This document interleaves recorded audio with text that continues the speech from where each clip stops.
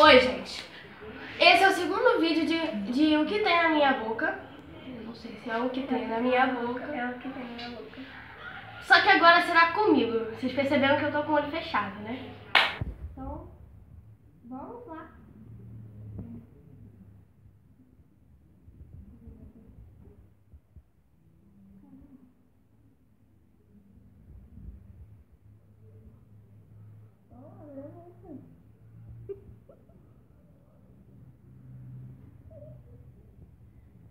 Mel.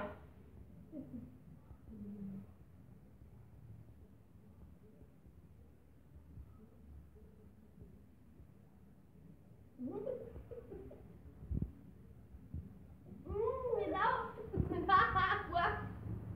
Ai, que é isso?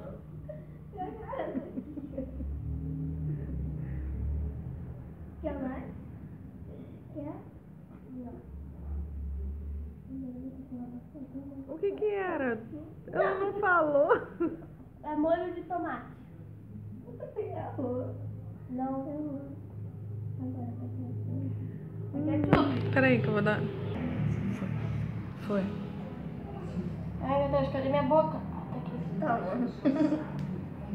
Abre a boca. Já tá filmando? Abre a boca. Tô, meu filho. É granulado. Acertou. Você acertou dois. Abre a boca.